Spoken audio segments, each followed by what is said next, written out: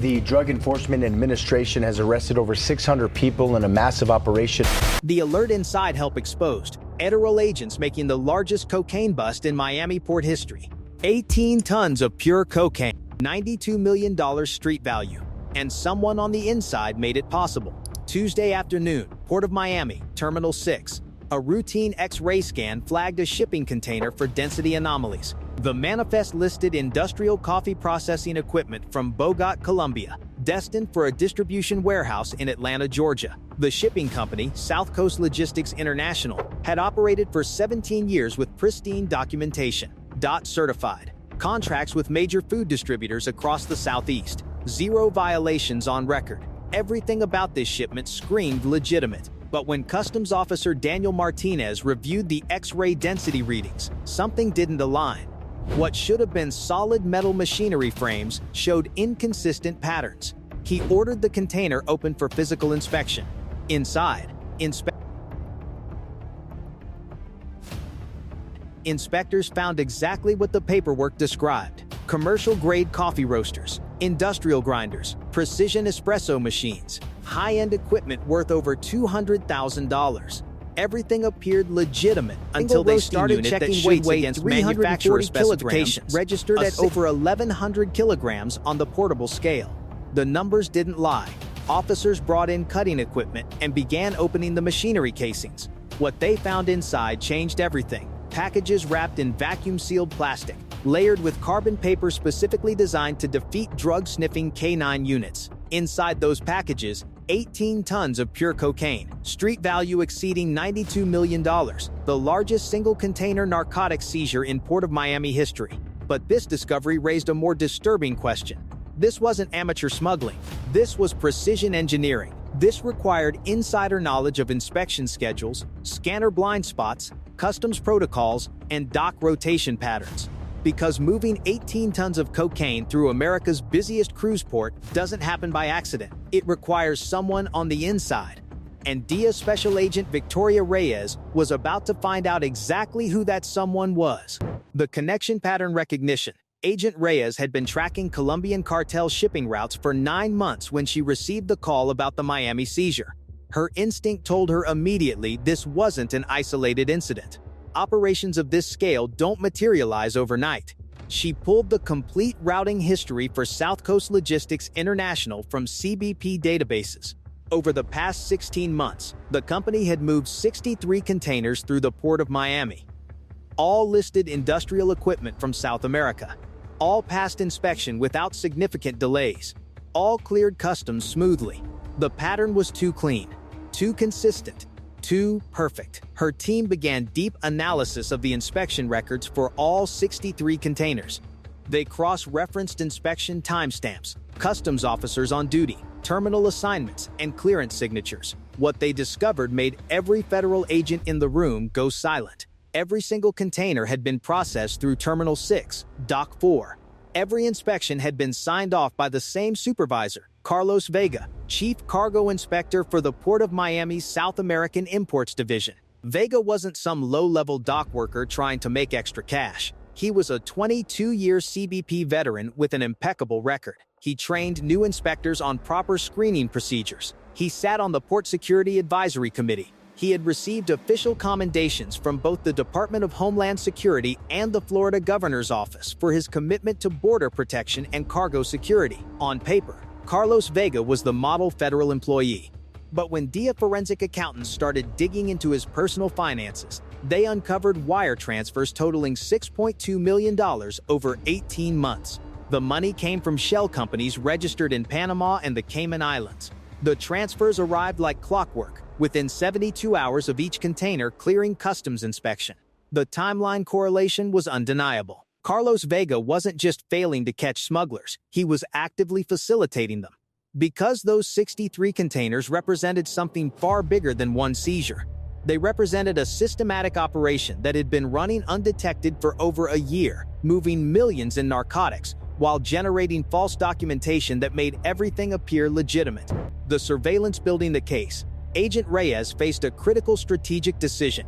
She could arrest Vega immediately, secure a conviction based on the financial evidence, and shut down his role in the operation. But that would only eliminate one corrupt official while leaving the broader distribution network intact. The cartel would simply find another insider, rebuild their port access, and resume operations within months. Or she could take the riskier approach, surveil Vega, map the entire criminal enterprise, identify every participant, and then strike simultaneously across the full network. The risk was enormous. Every day they waited meant more cocaine flooding American cities. But dismantling the entire operation would send a message that couldn't be ignored. The decision was made: watch, document, and strike all at once. For 21 days, federal surveillance teams monitored every move Carlos Vega made. They tracked him from his waterfront home in Coral Gables to the Port of Miami each morning, documenting his daily routine and normal inspection activities. They watched him clear legitimate containers during his official shifts.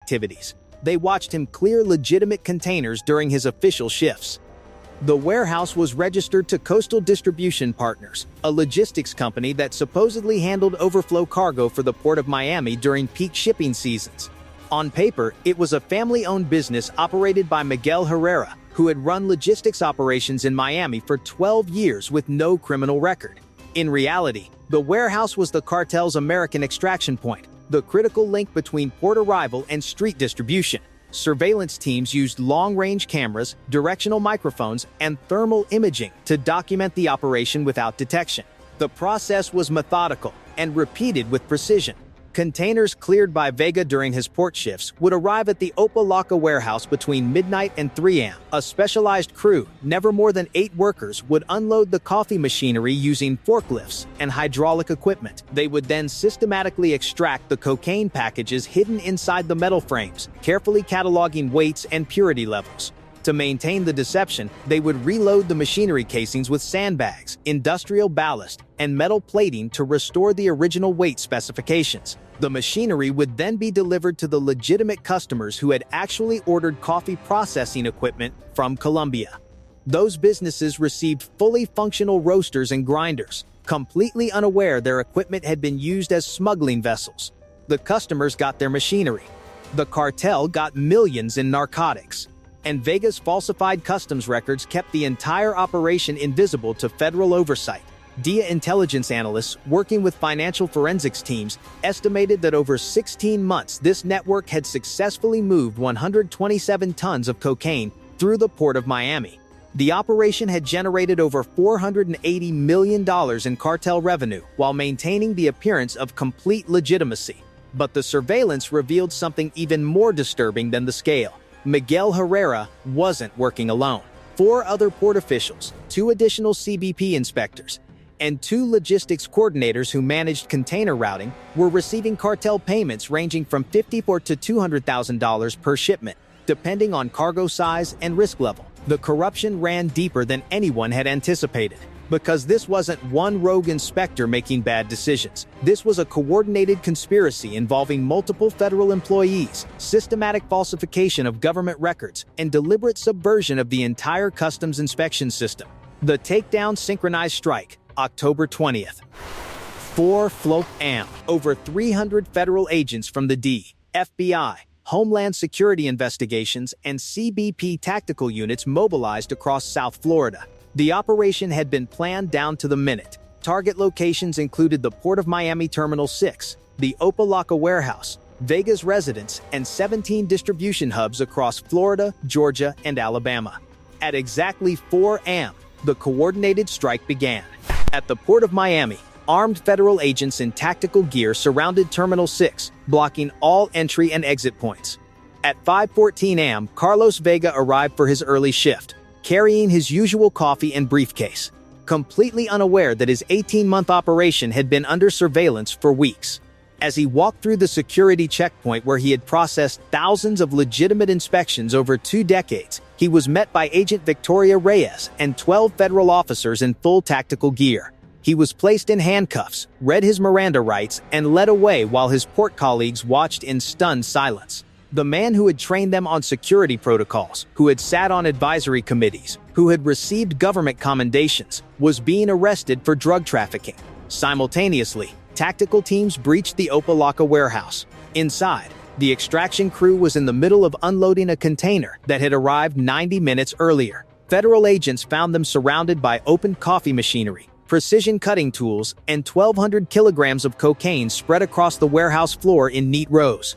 8 workers were arrested on the spot. Cutting equipment, vacuum sealers, digital scales, and falsified shipping manifests were seized as evidence. At Vega's Coral Gables home, investigators executed a federal search warrant. In a climate-controlled safe hidden behind a false panel in his home office, they recovered $1.4 million in cash, encrypted satellite phones, detailed ledgers documenting every shipment and corresponding payment, and pre-signed customs clearance forms for future containers, evidence of ongoing conspiracy.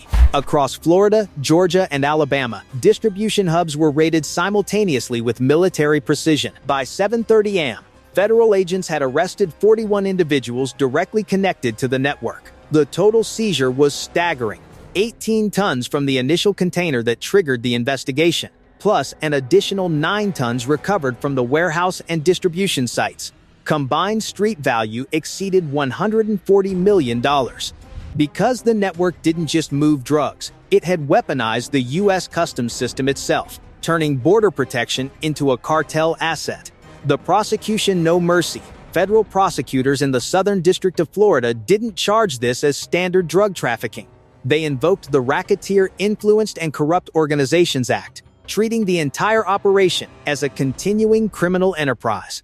Carlos Vega faced charges of racketeering, conspiracy to import narcotics, accepting bribes, money laundering, falsifying federal documents, and abuse of public trust. At trial, prosecutors presented encrypted messages where Vega coordinated precise container arrival times with cartel operatives in Colombia. They showed bank records proving he received $6.2 million in cartel payments disguised as consulting fees from shell companies. They played surveillance footage showing him personally inspecting containers at 2 a.m., hours outside his official duties, and clearing them without proper screening protocols. The defense attempted to argue that Vega was being extorted, that his family had been threatened by the cartel, that he had no choice but to cooperate. Prosecutors systematically destroyed this narrative by demonstrating that he had purchased a $2.1 million waterfront home, a luxury yacht, multiple high-end vehicles, and made cash investments in real estate, all while earning a government salary of $94,000 annually. The financial evidence proved this wasn't coercion. This was calculated profiteering. The jury deliberated for 6 hours. Carlos Vega was found guilty on all counts. The judge sentenced him to life in prison without the possibility of parole, stating, "You didn't just betray your oath. You weaponized your position of trust to poison American communities. You betrayed every officer who relies on their colleagues to defend our borders. You will spend the rest of your life in federal custody."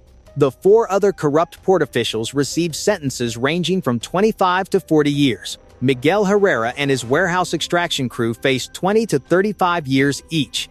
Distribution network operators across 3 states received 15 to 28 years. Of the 67 employees at Coastal Distribution Partners, 53 were verified as innocent workers who had no knowledge they were employed by a cartel front operation.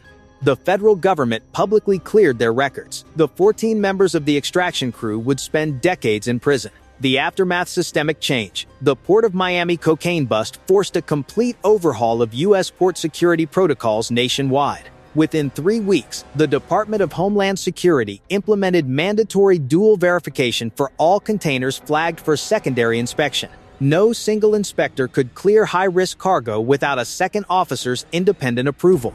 This directly prevented what Vega had done. One compromised official clearing containers alone without oversight. Random financial audits of port officials became standard practice, designed to detect unexplained wealth that might indicate corruption.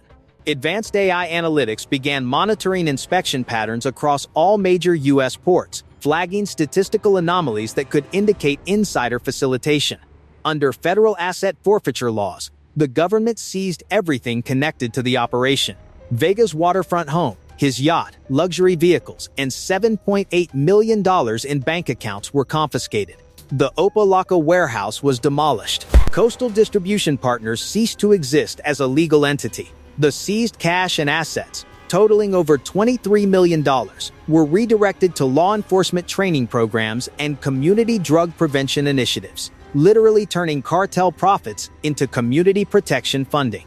The Colombian cartel behind the operation, identified through intelligence as a faction of the Norte del Valle organization, lost far more than cocaine and money. They lost their most valuable strategic asset, compromised port access, that had operated completely undetected for 18 months. Special Agent Victoria Reyes received the DEA Administrator's Award for Distinguished Service. Her investigation had exposed a critical vulnerability that threatened every major U.S. port and forced the entire maritime security apparatus to fundamentally evolve. The Port of Miami handles over 1 million shipping containers annually. It's the primary economic gateway connecting the United States to Latin America and the Caribbean.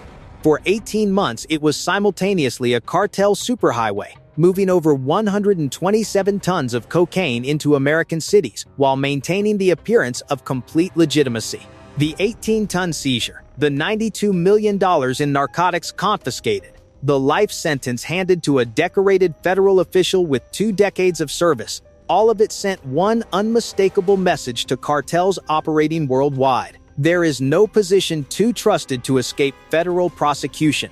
There is no cover deep enough to hide corruption forever. You can operate for years. You can build elaborate, legitimate fronts. You can believe your corruption is invisible behind government credentials and official commendations. But when you cross the line, the response won't be a warning letter or a negotiated fine. It will be total, systematic destruction of everything you built.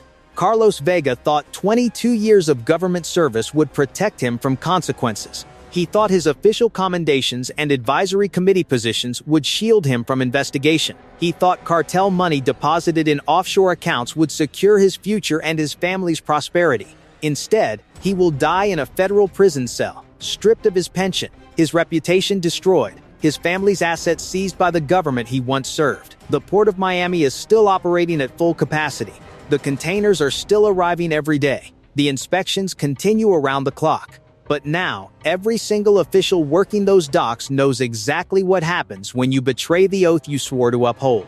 Justice in federal drug conspiracy cases isn't negotiable. It isn't subject to plea bargains that let you walk away. It's absolute. And it's enforced without mercy, without exception, and without regard for how long you served before you turned. If you believe corrupt officials who enable drug trafficking and betray public trust deserve life sentences without the possibility of parole, hit the like button right now. Subscribe to this channel for the next investigation into the hidden wars being fought every day at America's borders and ports. The cartels are still trying new methods. The shipments are still coming through different routes. But the federal hunt never stops. The surveillance never ends. And the consequences remain absolute. Thanks for watching. See you in the next investigation.